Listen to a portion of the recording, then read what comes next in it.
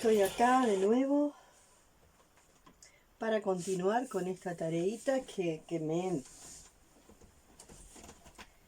he dado el permiso para hacer.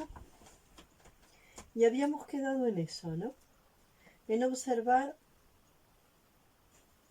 esta actitud del humano que, aunque esté muy de moda decir estar en el aquí y el ahora, no se ha podido entender qué es estar en el aquí y ahora. Aún no lo hemos podido entender. Hablamos mucho de estar en el aquí y ahora, decimos un montón de cosas sobre el estar en el aquí y ahora, pero comprenderlo a fondo no lo hemos comprendido. Porque, como decía en el video anterior, nos referenciamos en un pasado mejorable que tiene errores que hay que corregir. Entonces, miro ese pasado mejorable, traigo los errores de ese pasado mejorable, los miro, los traigo los errores mejorables y los corrijo en función de un futuro mejorado, ¿no? Entonces ahí está, la actitud de mejorar, la actitud de corregir el error, un error que no comprendí, ¿no? Porque parto de un pasado muy limitado, de un pasado que miro con ojos de con ojos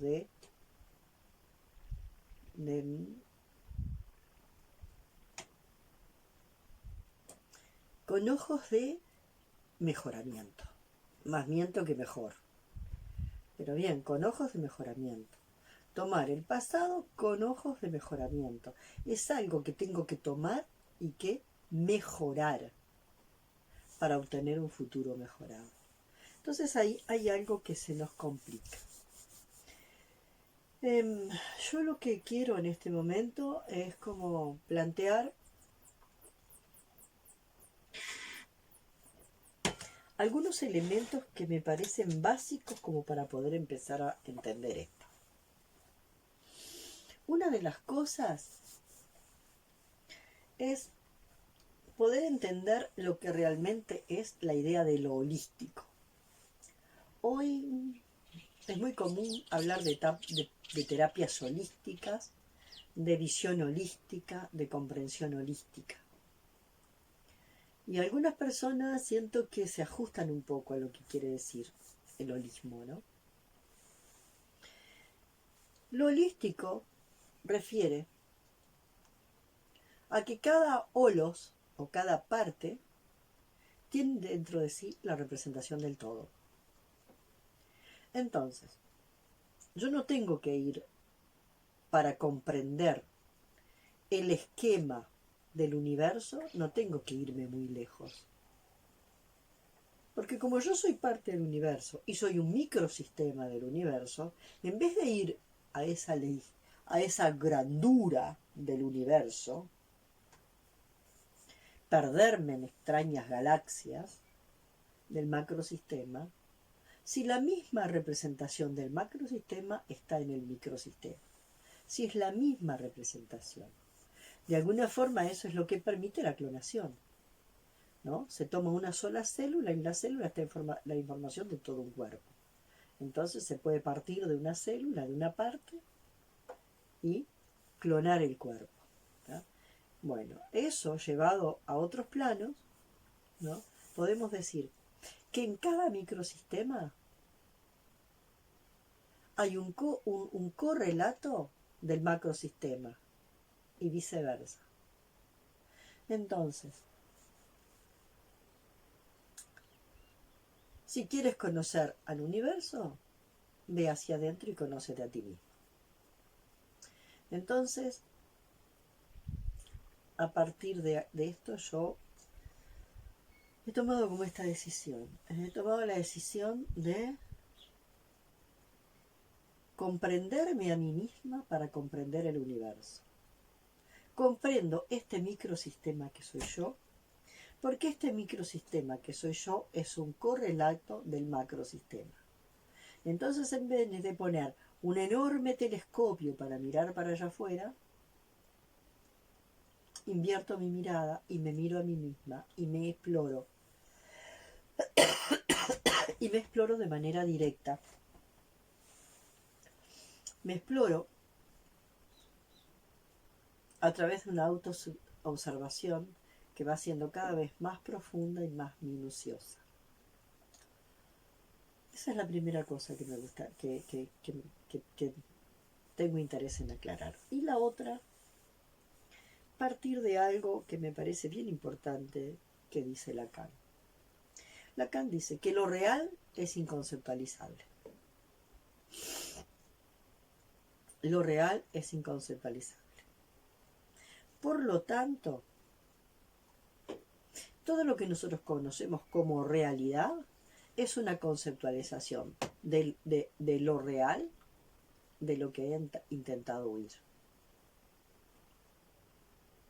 Lo real es inconceptualizable. Por lo tanto, como queremos huir de lo real, creamos una realidad que es una conceptualización de lo real, de lo que estoy queriendo huir.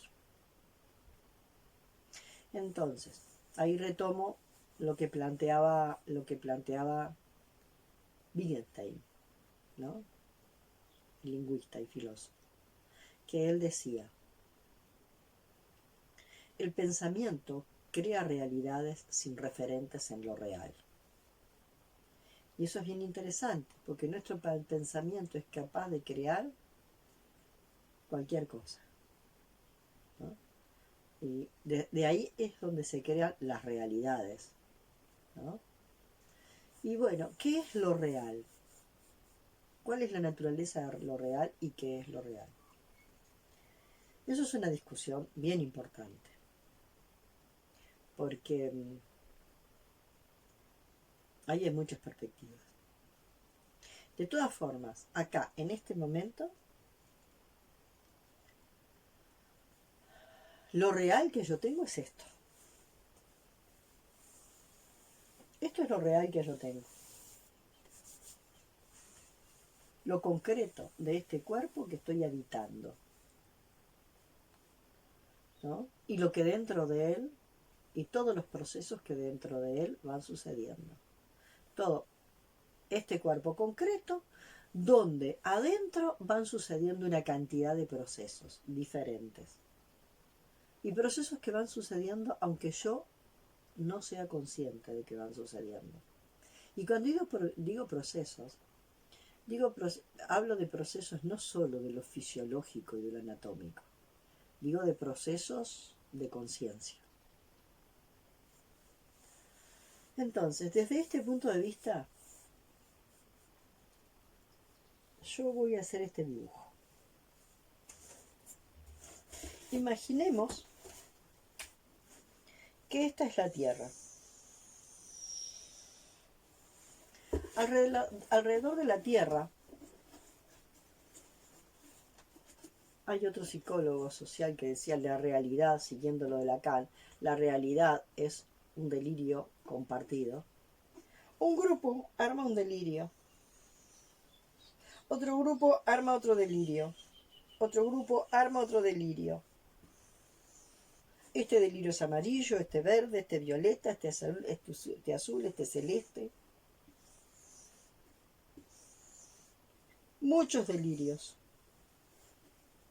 que son esas realidades que son interpretaciones de lo real que no se ha experimentado ni explorado a fondo. Entonces cree que la verdad es amarilla, porque su delirio es amarillo, porque su matriz perceptiva es amarilla. Y este que es rojo, y este que es verde, y este que es violeta. Entonces, cuando este se encuentra con este, ¿qué va a querer hacer? Va a querer convencerlo de que la realidad es amarilla. Y este va a querer, ¿qué? Oponerse. Y ahí va a empezar una lucha. Y ahí empiezan las luchas. Las enormes luchas. Entre todas estas burbujas de realidad-pensamiento, ¿no? Estos delirios, estas burbujas de delirio, de realidad-pensamiento, de realidades construidas de ese pensamiento que crea realidades sin referente en lo real. Eso no les pasa al resto de la naturaleza. El resto de la naturaleza es expresión de la vida. Es expresión de la vida. En cambio, el humano no ha logrado ser una expresión neta, clara de la vida. Es como si nos hubiésemos alejado de la esencia misma de la vida. Porque en el intento de querer comprenderla y controlarla, nos hemos alejado de la misma esencia de la vida. Entonces imaginen una enormidad de burbujas de delirios, de burbujas de realidad-pensamiento, ¿no? Donde cada uno cree que como ve desde su matriz perceptiva, esto tiene que ser así, esto tiene que ser así, y entonces todos intentando las grandes luchas, ¿no? Entonces, digamos que en este mundo el individuo está en contra del individuo. El individuo está en contra del grupo. El grupo está en contra del individuo. El grupo está en contra del grupo. Y todos juntos terminan estando en contra de la naturaleza.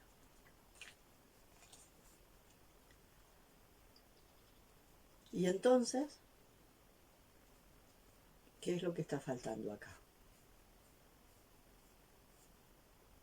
Acá lo que está faltando, en primer lugar, es que el humano se comprenda a sí mismo. El humano también está en contra de sí mismo, está de espaldas a sí mismo. El humano no se conoce, el humano podrá conocer de su anatomía, de su fisiología, podrá conocer de el aspecto cosa del humano, podrá conocer cantidad, podrá tener cantidad de información. Pero de la esencia misma del ser humano, el humano no se conoce. No nos conocemos. Entonces, acá empieza un poco el asunto. No somos capaces de vernos, ¿no? De reconocernos y de conectar con nuestra esencia. Por lo tanto, tampoco podemos conectarnos con la esencia de los otros seres humanos ni con la esencia de nada, ¿no? Entonces, a mí a veces me parece que el humano viene a ser como la oveja negra, ¿no? De la biosfera, ¿no? Con pensar que la biosfera es una capa, ¿no? Que rodea la Tierra, que está compuesta por todos los seres vivos y por todo lo que de alguna forma colabora con la vida, ¿no? Y todos estos seres están en un diseño, en un maravilloso diseño interconectado, ¿no? En perfecto equilibrio y en permanente autoactualización. Muchos creen que el diseño biológico, que el diseño de la naturaleza es repetición. Hoy ya se sabe que no. Hoy ya se sabe que no. Que nosotros vemos a la naturaleza como algo repetitivo, porque no somos capaces de percibir la finura de la transformación.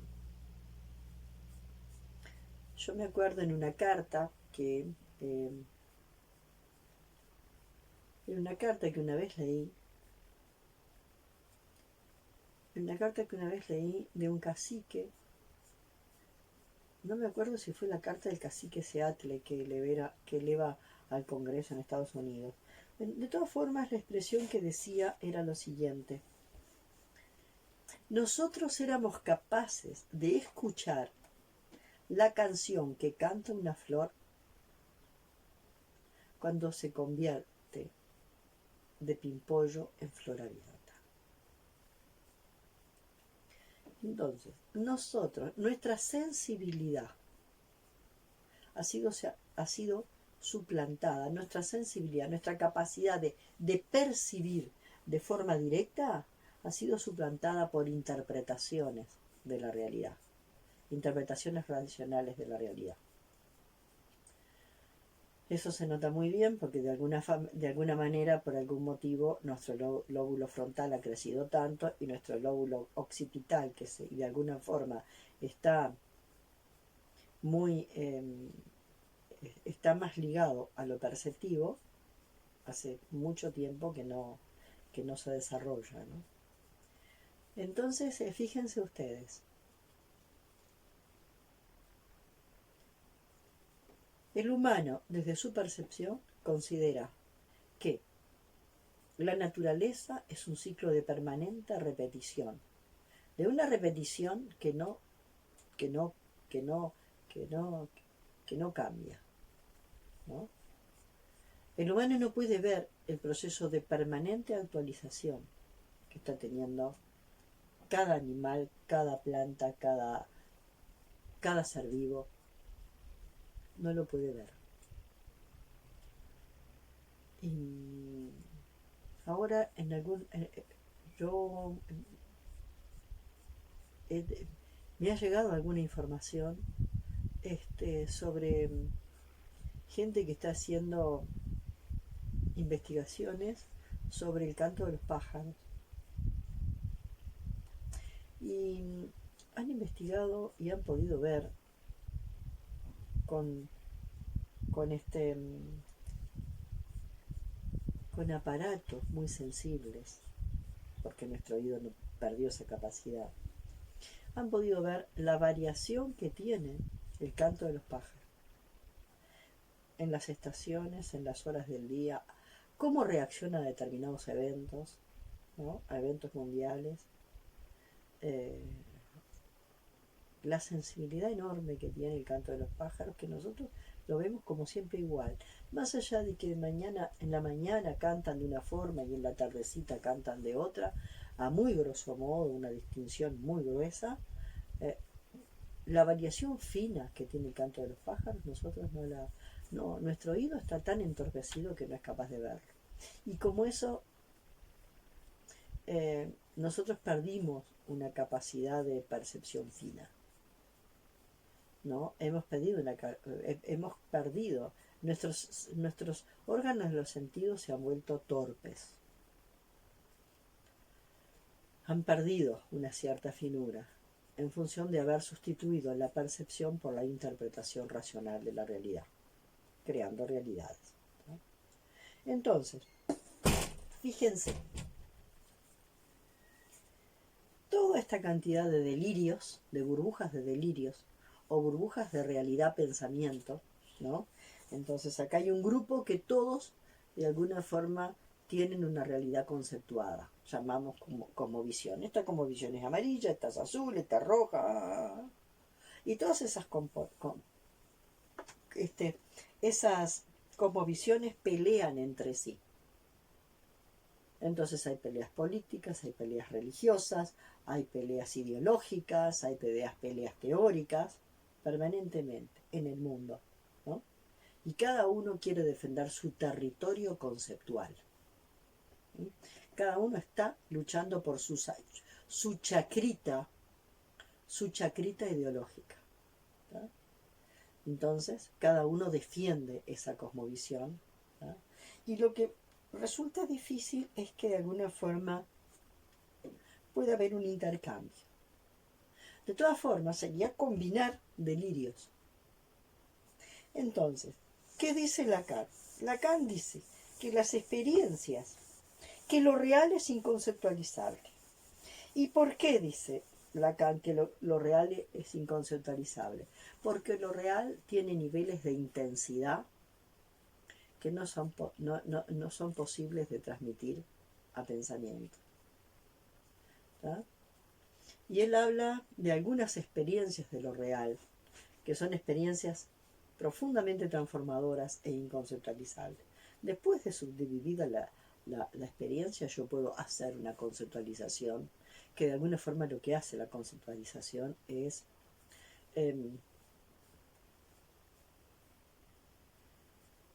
como crear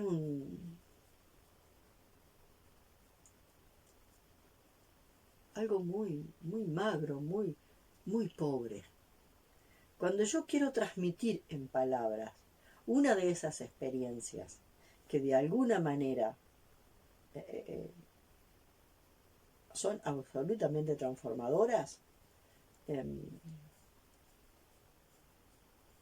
cuando lo voy a transmitir en palabras, la palabra como tal, la palabra como medio articulado de comunicación,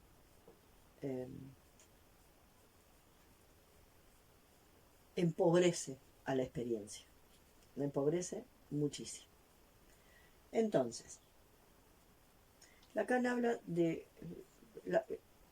en determinado momento habla, después, yo no he leído una enormidad de Lacan, yo he leído mucho y me he quedado con lo que me ha resonado, y mucha cosa la he dejado pasar. Yo no soy para nada experta en Lacan.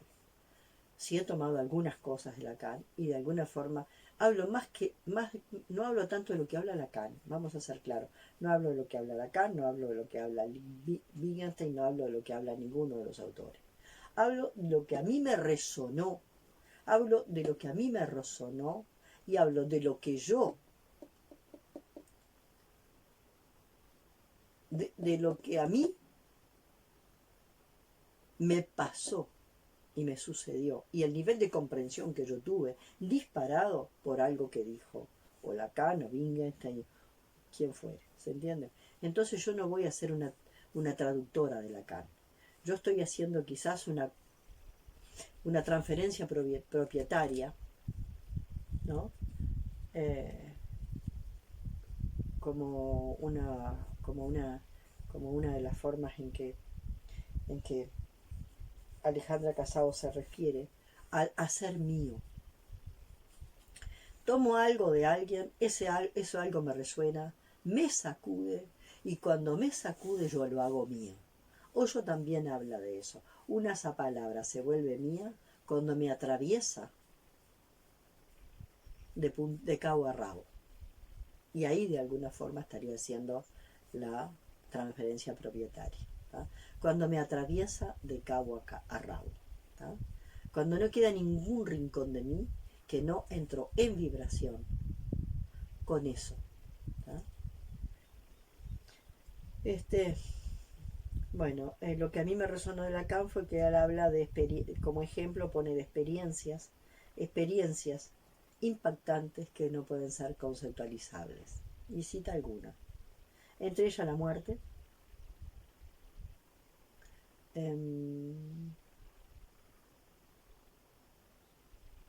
con la instancia abrumadora,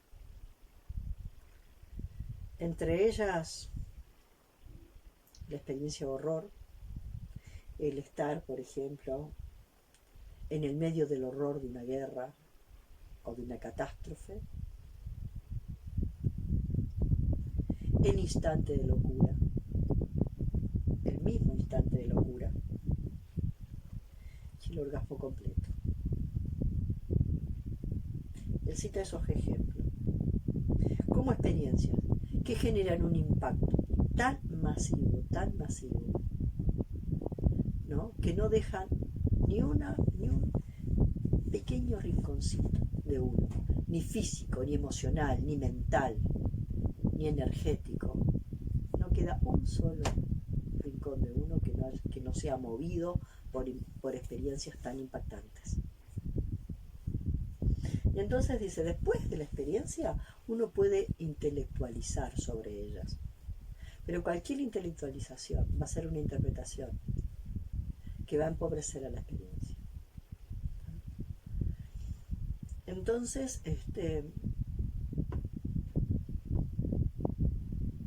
a partir de acá, es donde yo siento, como habíamos visto, que cada uno va armando su burbujita, como lo vimos, ¿no? Y que cada uno está convencido de que su burbujita es la única verdadera.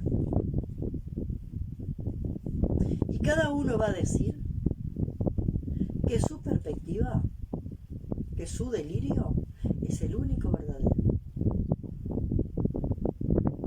Y lo va a defender a como dé lugar. Esto no es una interpretación, esto es una una verdad verdadera. Y es una verdad verdadera porque yo lo siento, verdad verdadera, intuitivamente. Pero este que lo ve amarilla lo ve como verdad verdadera, este que lo ve rojo lo ve como verdad verdadera, este que lo ve... Ahí hay algo que hay que tener mucho cuidado al respecto. Entonces, cualquier cosa que podamos tomar son algunos mapas que nos ayudan, nos pueden ayudar a comprender esta manera delirante de andar por el mundo, ¿tá? Porque nosotros todavía no estamos en condiciones de apagar nuestra mente racional, porque al no tener ni la inteligencia organísmica, ni la intuición, ni el instinto, al haber perdido otras maneras de vincularnos, ¿no?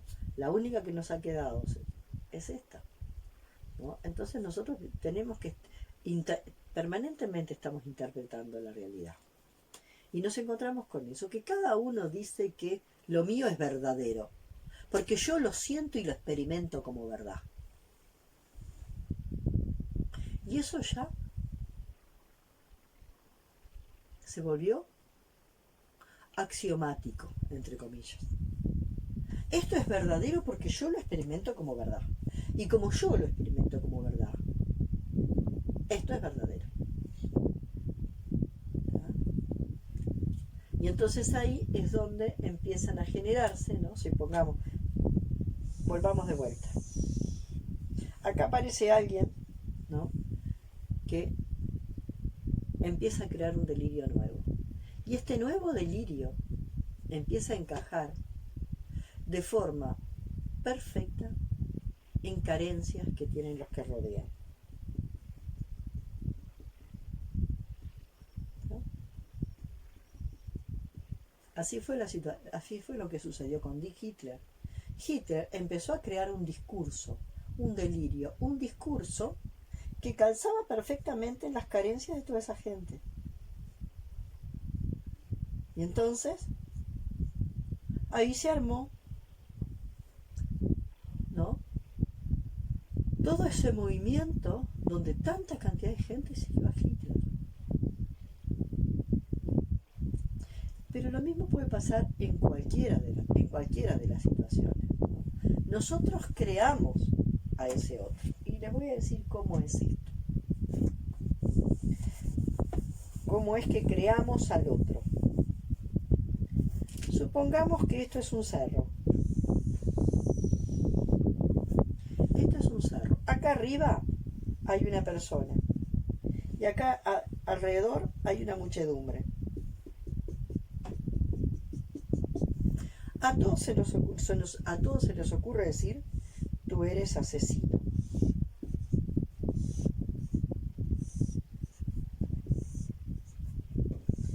Una enorme muchedumbre que le dicen a este que es asesino.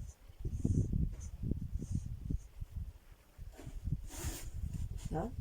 Entonces, partimos de que el observador crea lo observado. Imagínense toda esta cantidad de observadores, ¿no? Observando a este como asesino. Observen, este asesino, este supuesto asesino, de pronto se convierte en un espejo circular. Y este supuesto asesino que se convierte en un espejo circular les empieza a decir, yo soy el reflejo de tu energía asesina, yo soy el reflejo de tu energía asesina, yo soy el reflejo de tu energía asesina, yo soy el reflejo de tu energía asesina. Entonces, cada uno va a tener que hacer ¿qué?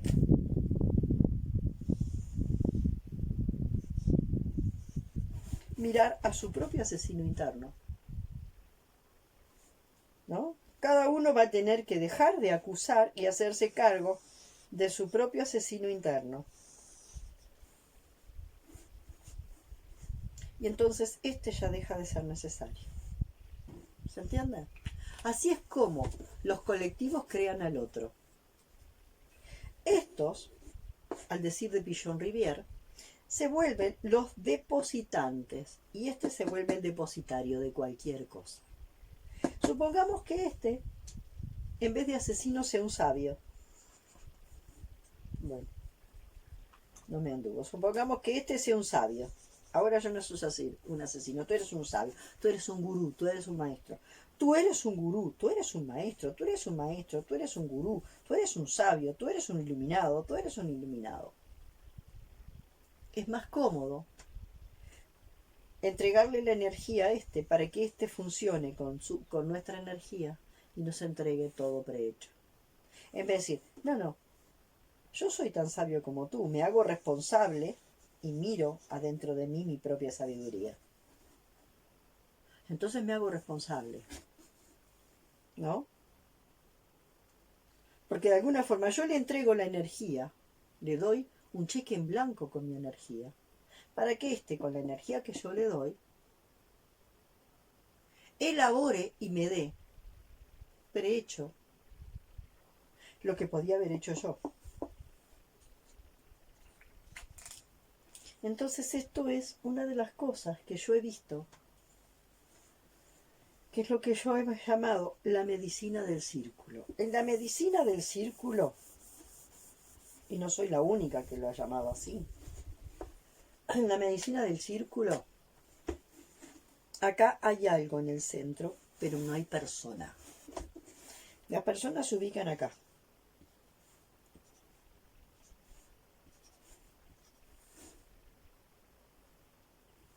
Y desde acá se conectan con un eje. En equidistancia al centro. En una perfecta equidistancia al centro. Y acá hay un eje. Acá hay un eje. Este eje conecta al centro de la Tierra y al centro del Sol, ¿no? Y se convierte en una antena colectiva a través de la que sube y baja información, pero no hay ninguna persona. No hay nadie acá que se coloque a hacer de módem. ¿Se entiende? Todos están en equidistancia. Y en el círculo, acá, hay un eje construido por todos, ¿no? Hay una antena intangible, invisible, por el que de alguna forma la información sube y baja. No hay necesidad de que acá una de estas personas se coloque acá y esa persona haga de antena para todos. Porque si esta persona se coloca acá y hace de antena para todos, la información que baje a través de él va a estar distorsionada por su propia historia, por sus propias características. Para saber que acá no es necesario que haya nadie, es importante ver y haber transitado lo que es la medicina del círculo. ¿Sí? Entonces,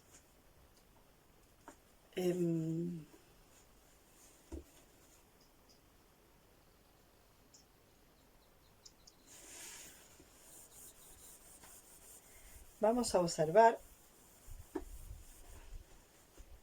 lo que, tomando un poco elementos del mapa de Alejandro Casado,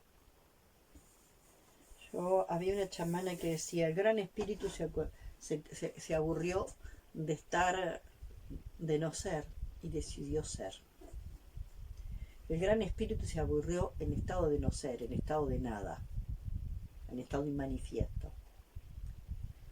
Y entonces quiso salir a jugar.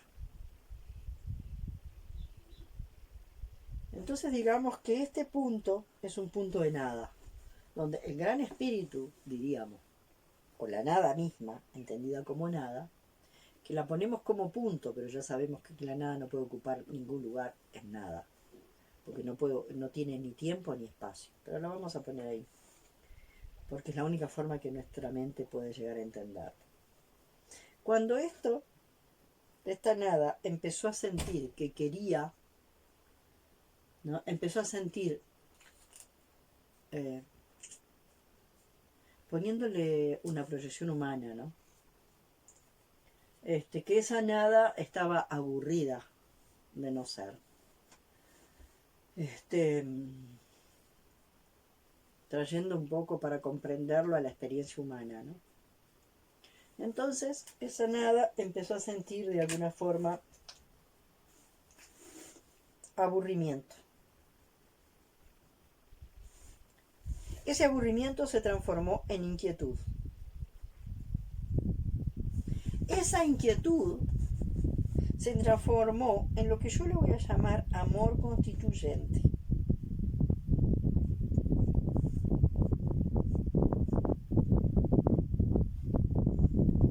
Aburrimiento, inquietud y amor constituyente. Amor como una energía creativa capaz de constituir cosas.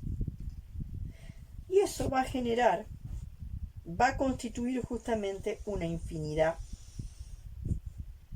de posibilidades que están como posibilidades infinitas y manifiestas.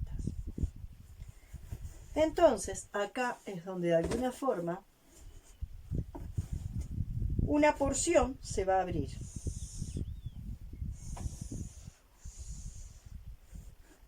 Esta porción se va a abrir para crear acá un teatro, ¿no? Esta porción se va a abrir para crear ahí un teatro. Supongamos que el escenario es la Tierra, ¿no? El escenario es la Tierra. Crea el escenario, ¿no? Entonces, le vamos a llamar a este punto, como lo llama Alejandra Casado, punto 77. Y a este le vamos a llamar punto 6. Vamos a ver, al revés. Punto 77, plano 6, que tiene la infinidad de posibilidades que de alguna forma son posibles de bajar a este teatro, a este escenario, para crear una escena. ¿Ah? Bueno, acá tenemos lo que vamos a llamar plano 5, que es el plano de la lógica. Y esto es bien interesante, porque creo que no hay nadie que lo pueda explicar mejor que Alejandra Casado. De todas formas, yo hago mi propia lectura, así que me hago cargo si Alejandra Casado habrá montones que la han entendido de otra manera, ¿no? Me hago cargo. De este lado vamos a hablar de lógica particular divergente. Y de este lado vamos a hablar de lógica global convergente. ¿Qué es la lógica particular divergente? Es eso. Es la visión particular. Que de alguna forma vamos a poner acá el escenario de la Tierra. Bueno, acá supongamos que en este 7 estaría la luz blanca, un océano de luz blanca, ¿no? Como metáfora. Y acá una olita amarilla, una olita roja, una olita violeta, distintas olitas, ¿no? De distintos colores, ¿no? Que están metidas adentro de una botella. Entonces miren cómo opera esto. Esta olita, que es amarilla, está convencida de que el mundo es amarillo. Y quiere venir a colocarse acá para iluminar al mundo. Para contarle al mundo. Yo descubrí que el mundo es amarillo. Me tengo que colocar acá para enseñarle a todo el mundo que es amarillo. Pero resulta que esta, que es verde, quiere venir a colocarse acá a enseñarle al mundo que todo es verde. Y así cada una de ellas. Así se arma la guerra. la lógica particular divergente, porque hace que nos peleemos, nos pone a unos contra otros. Cada uno va a luchar, ¿por qué? Porque lo mío es verdadero. El mío es verdadero porque yo tengo la experiencia de certeza dentro de mí. Y esta certeza que es mía es certeza universal. Y esta certeza que yo siento en mi cuerpo es la certeza que es la certeza universal. Y esta certeza es ley universal.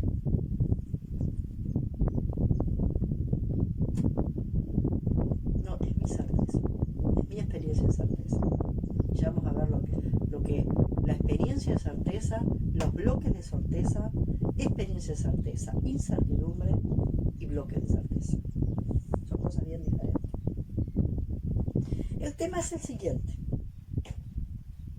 que desde la lógica global convergente, lo que podemos hacer, y es lo que más nos cuesta, lo que podemos hacer y lo que más nos cuesta, en eso ahí están las... Otro Yarmer habla de las fases de la escucha. Darme cuenta que mirá, que yo lo veo amarillo, pero vos lo ves azul. Al principio digo, estás loco, eso no es, el mundo no es azul. Y al principio lo que voy a hacer es rechazar la visión de este que es azul. En algún momento le voy a pedir a este, y esto también es una expresión de Alejandro Casado, le voy a pedir que me dé unas gotitas de azul para probar cómo es experimentar el azul. Y le voy a ofrecer unas gotitas de amarillo. Y entonces, ¿qué empieza a pasar? Y este le va a pedir, ¿se dan cuenta de lo que empieza a suceder? Acá tendríamos la verdadera Wilpala. Acá estaría la verdadera Wilpala. Cuando yo me animo a mirar a través de la matriz perceptiva del otro, y el otro se anima a mirar a través de mi matriz perceptiva, entonces empiezo a darme cuenta cómo es mirar a través de los lentes del otro, de la matriz perceptiva del otro. Y entonces ahí empiezo a darme cuenta que no soy el dueño de la verdad, que mi interpretación no es una ley universal, que decir que mi experiencia de verdad se vuelve ley universal es un disparate.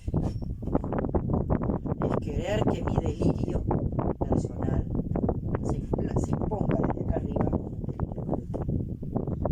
Lo único que podemos hacer es esto, y acá en esto es muy interesante lo que yo planteo, que es la interpelación.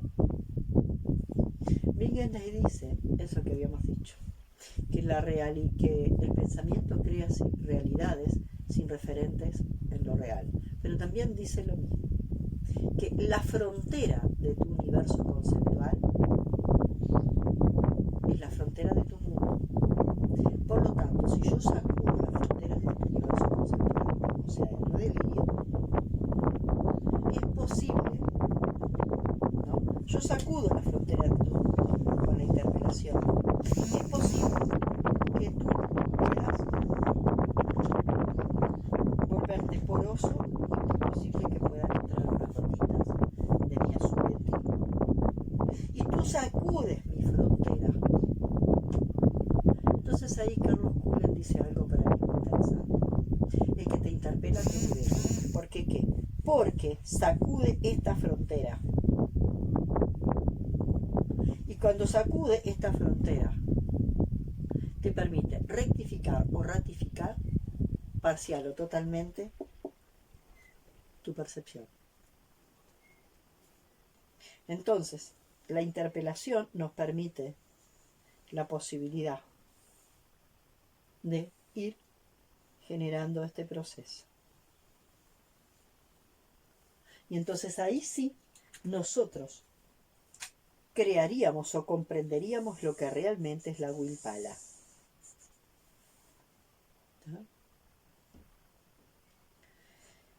Entonces, acá no sería amarillo contra azul, y azul contra amarillo, azul contra rojo y rojo contra azul, rojo contra verde. Acá sería amarillo con azul, azul con rojo, rojo con amarillo. sería individuo consigo mismo, de frente a sí mismo, mirándose de frente a sí mismo y buceando dentro de sí, para poder ser el individuo con el individuo con el grupo con el individuo, el grupo con el grupo, y todos juntos con la naturaleza, que sería un cambio bien importante. Bueno, lo dejo por acá. Ojalá que vaya siendo clara.